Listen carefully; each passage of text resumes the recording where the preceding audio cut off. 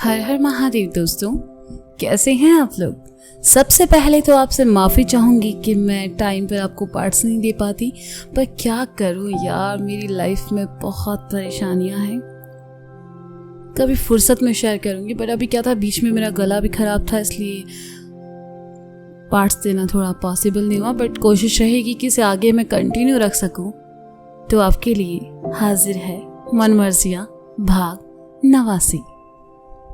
मिश्रा जी के कहने पर गुड्डू को अचानक से जौनपुर के लिए निकलना पड़ा। शगुन उसके सामने खड़ी उसके शर्ट का टूटा हुआ बटन लगा रही थी। साथ ही साथ गुड्डू के दिल के तार भी शगुन से जुड़ने लगे थे।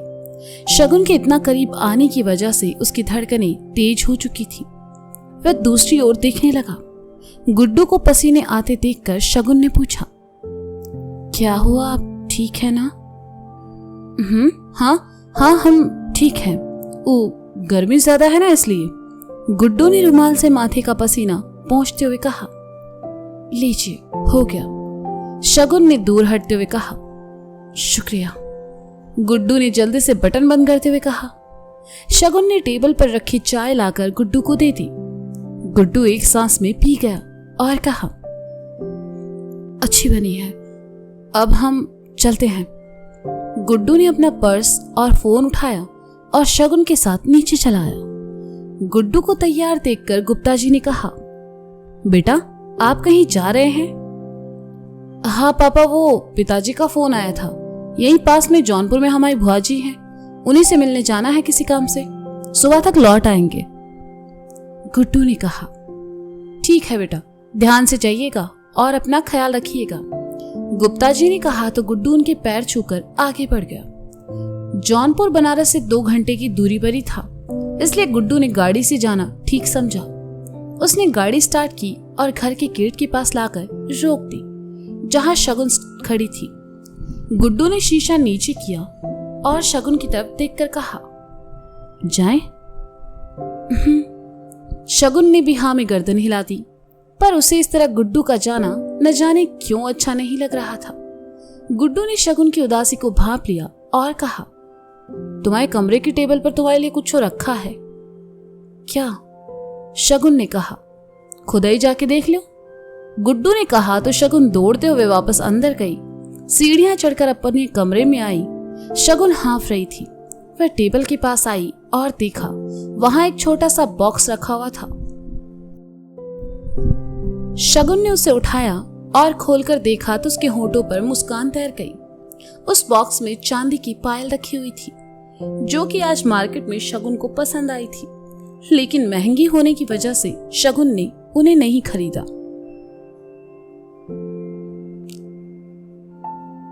पर वह हैरान थी कि ये बात गुड्डू को कैसे पता चली। वह दौड़कर खिड़की के पास आई और नीचे देखा। गुड्डू की गाड़ी अभी भी वहीं खड़ी थी। गुड्डू की नजर शगुन पर पड़ी तो गुड्डू मुस्कुरा उठा और फिर गाड़ी लेकर वहां से निकल गया।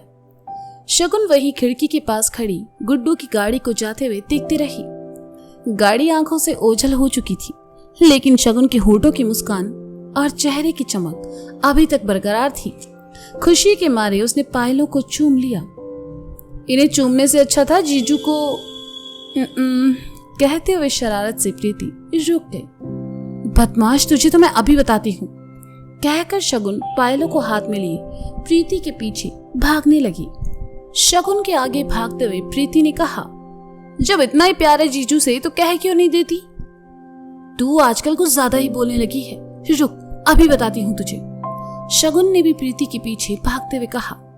भागते हुए दोनों नीचे चली आई, लेकिन प्रीति तो प्रीति थी, शगुन के हाथ कहाँ से आती। वह शगुन को चिढ़ाते हुए आगे निकल गई। भागते हुए अचानक से शगुन के सामने से आते लड़के से टकरा गई। शगुन ने देखा वह लड़का कोई और नहीं बल्कि पारस ही था। अरे ध्यान से लग जाएगी तुम्हें, पारस ने कहा। शगुन ने खुद को संभाला और हांफते हुए कहा, हाँ, ये लड़की भी ना परेशान करने का एक मौका नहीं छोड़ती। तुम यहाँ? हाँ, वो इधर से गुजर रहा था तो तुम्हारे पापा ने बताया कि तुम आई हुई हो, इसलिए मिलने चला आया। कैसी हो? पारस ने शगुन को देखते हुए कहा। मैं ठीक हूँ। यहाँ क्यों खड़े हो? आओ ना, अंदर चलकर बैठो। शगुन ने कहा और पारस का हाथ पकड़कर उसे हॉल में ले आई। पारस की नजरें अपने हाथ पर चली गई जिसे शगुन ने पकड़ा था। पारस को बैठने का कहकर शगुन उसके सामने पड़े सोफे पर बैठ गई और कहा, अब बताओ तुम कैसे हो और मेरी शादी में क्यों नहीं आए? शादी का नाम सुनते ही पारस थोड़ा असहज हो गया और फिर कहा, वो मैं किसी जरूरी काम से दिल्ली चला गया था, सॉरी। चलो माफ किया। क्या लोगे, चाय या कॉफी? शगुन ने कहा। अरे सर नमस्ते, कैसे हैं? बाहर से प्रीति ने आते हुए कहा। आखिर प्रीति भी तो उसी कॉलेज में पढ़ रही थी जिसमें पारस कैशियर था। मैं ठीक हूँ, वो तुम्हारा एडमिशन हो गया उसमें? पारस ने पूछा। अरे आप कहो और कुछ ना हो, ऐसा हो सकता है भला? अच्छा आप दोनों बातें कीजिए, मैं कॉफी लेकर आती हूँ, कहकर प्रीति वहां से चली गई। किसी का फोन आने से पारस वहीं बैठा फोन पर बातें करने लगा। शगुन ने पारस को फोन पर बिजी देखा तो हाथ में पकड़ी पायल पैरों में पहनने लगी। दाएं पैर वाली तो आसानी से पहनी गई, लेकिन बाएं पैर वाले का हुक थोड़ा टाइट था। शगुन पहनने की कोशिश कर रही थी लेकिन नहीं पहना जा रहा था। पारस ने देखा तो शगुन के पास आया और कहा, लाओ मैं पहना देता हूँ। अरे नहीं पारस, मैं पहन लूंगी। शगुन ने कहा, तुमसे नहीं पहनी जा रही इसलिए कह रहा हूँ, लाओ मुझे दो। कहते हुए पारस ने शगुन के हाथ से पायल ली और उसके पैर में पहनाते हुए कहा, बहुत सुंदर पायल है, कहाँ से ली? गुड्डू जी ने ली थी मेरे लिए। शगुन ने खुशी से कहा। ये सुनकर एक पल के लिए पारस के हाथ वहीं रुक गए। उसने जल्दी से शगुन को वो पायल पहनाई और अपनी जगह बैठ गया। शगुन ने दोनों पैरों को एक साथ करके पारस से पूछा, अच्छी है ना? तुम्हारे पैरों में है इसलिए अच्छी लग रही है, पारस ने फीका सा मुस्कुराते हुए कहा। पता है आज मार्केट में मुझे ये बहुत पसंद आई थी, लेकिन बहुत महंगी थी इसलिए मैंने इन्हें छोड़ दिया, पर वो ले आए। तुम ना थोड़ा सा लेट हो गए, वरना उनसे भी मिल लेते, वो थोड़ी देर पहले ही जौनपुर के लिए निकले हैं। शगुन ने कहा। कोई बात नहीं, मैं उनसे फिर कभी मिल लूंगा, पारस ने कहा। प्रीति तब तक उन दोनों के लिए कॉफी ले आई। दोनों को कॉफी देकर प्रीति चली गई। शगुन ने पारस को कप दिया और दूसरा कप खुद उठाते हुए कहा, अंकल आंटी कैसे हैं? वे भी मेरी शादी में नहीं आए, कम से कम उन्हें तो आना चाहिए था ना। लड़कों में इकलौते दोस्त तो तुम मेरे, फिर भी नहीं आए।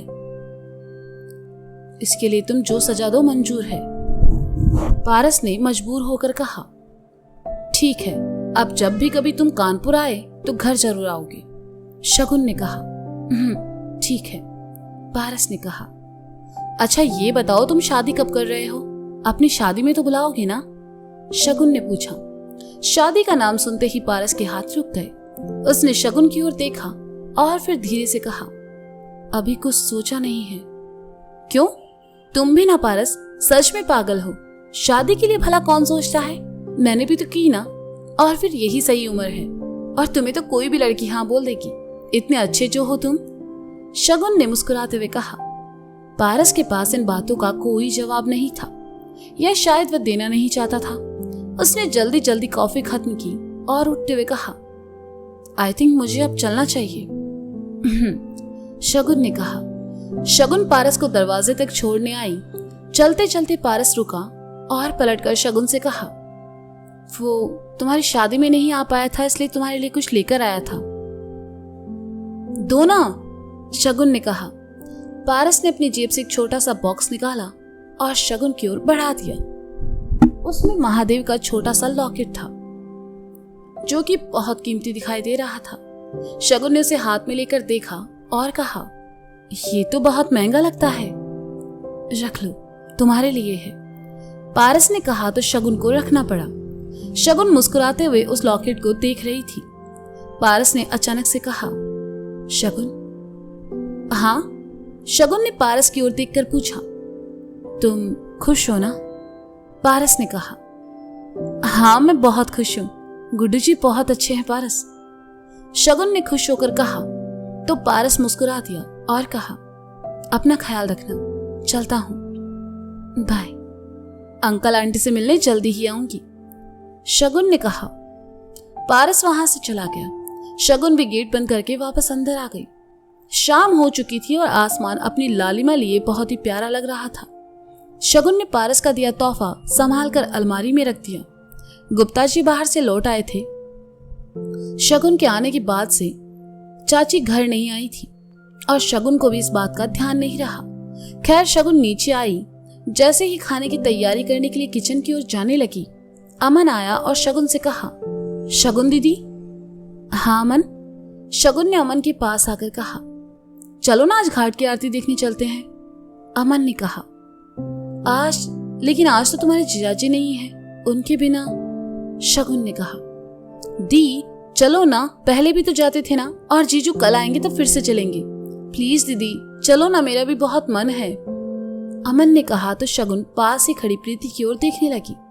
तो प्रीति ने उसके पास आकर कहा, ठीक ही तो कह रहा है, थोड़ा टाइम तो भाई बहनों के लिए होना चाहिए ना, है ना अमन? हाँ दीदी प्लीज, अमन ने कहा। अब अमन और प्रीति दोनों ठहरे शगुन से छोटे, इसलिए उनकी बात भला शगुन कैसे टालती। उसने कहा, अच्छा ठीक है, लेकिन पहले मैं सबके लिए खाना बना दूं, उसके बाद। अरे दी, आप सिर्फ ताऊ जी का खाना बना दो, हम तीनों बाहर ही खाएंगे, अमन ने कहा। अच्छा बाबा ठीक है, तुम दोनों तैयार होकर आओ, तब तक मैं पापा के लिए कुछ बना देती हूँ, शगुन ने कहा। ये दी थैंक यू, अमन ने खुश होकर कहा और चला गया। प्रीति भी तैयार होने चली गई। शगुन ने किचन का काम खत्म किया, घड़ी की ओर देखा, 7 बज रहे थे। उसने हाथ मुंह धोया और तैयार होकर नीचे आ गई। प्रीति भी चली आई। अमन बाहर खड़ा दोनों का इंतजार कर रहा था। तीनों पैदल ही दशाश्वमेध घाट की ओर चल पड़े। बनारस की शामें बहुत खूबसूरत होती है और ये नजारा न पैदल चलते हुए देखा जा सकता है। चारों तरफ चमचमाती लाइटें, चेहरे पर खुशी, धूप अगरबत्ती की खुशबू और पावन माहौल देखकर किसी भी इंसान का वहां ठहरने का दिल करेगा। कितने दिनों बाद शगुन आरती के लिए जा रही थी, लेकिन गुड्डू को बहुत मिस कर रही थी। काश वो भी यहाँ होता और वह उसके साथ महादेव की आरती देख पाती। तीनों बातें करते हुए घाट पे पहुंचे। हमेशा की तरह वहां भीड़ थी। साफ पानी जो कि दियों और लाइटों की रोशनी में चमक रहा था। खुशबू से भरा माहौल। एक कतार में हाथों में पूजा के बड़े बड़े दिए लिए लड़के खड़े थे। शगुन एक टक वह नजारा देख रही थी। अमन शगुन और प्रीति को लेकर सीढ़ियों पर चला आया। तीनों एक जगह खड़े होकर महादेव की आरती देखने लगे। वो नजारा इतना खूबसूरत था कि शगुन ने हाथ जोड़कर आंखें बंद करके मन ही मन महादेव से प्रार्थना की, काश गुड्डू जी भी यहाँ होते तो कितना अच्छा होता। इतना क्या मांग रही हो भगवान से? गुड्डू की आवाज शगुन के कानों में पड़ी तो उसका दिल धड़क उठा। शगुन ने जल्दी से अपनी आंखें खोली और अपनी दाईं ओर देखा। हाथ जोड़े सामने देखते हुए गुड्डू खड़ा था।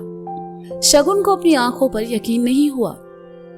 उसे लगा जैसे वो कोई सपना देख रही है। उसने गुड्डू की ओर देखते हुए कहा, आप सच में यहाँ है? नहीं, हमारा भूत है, गुड्डू ने शगुन की ओर देखकर कहा। हैं? शगुन ने ऐसे कहा जैसे अभी भी सब सपना लग रहा हो। ये देखकर गुड्डू ने शगुन के गाल पर धीरे से चपत मारते हुए कहा, अरे अमई हैं, गुड्डू मिश्रा। आप लेकिन आप तो जौनपुर गए थे ना? शगुन को यकीन आ गया कि गुड्डू उसके सामने खड़ा था।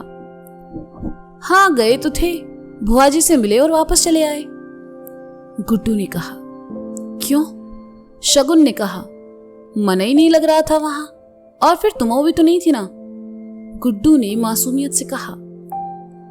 पर शगुन से नजरें चुराते हुए शगुन बड़े प्यार से गुड्डू को देखने लगी। पीछे खड़ी प्रीति ने देखा तो कहा, दी सामने देखो, आरती वहां हो रही है। लेकिन शगुन तो अभी भी सपने में ही थी। शायद महादेव उसकी इतनी जल्दी सुनेंगे उसने सोचा नहीं था। गुड्डू ने देखा तो शगुन के दोनों हाथों को पकड़कर जोड़ा और सामने देखने का इशारा किया। शगुन सामने देखने लगी। गुड्डू ने भी सामने देखते हुए हाथ जोड़ लिए, लेकिन शगुन की नजरें सामने से हटकर एक बार फिर गुड्डू पर चली गई। गुड्डू का चेहरा, उसकी चमकती आंखें, सुर्ख होंठ और हवा में उड़ते बाल। शगुन अपलक बस गुड्डू को देखती रही।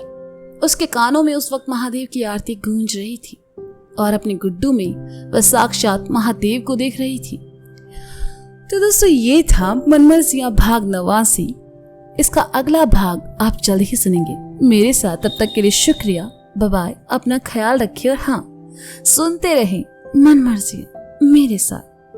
और हाँ, पार्ट्स ना देने के लिए मुझे क्षमा करें। बाय।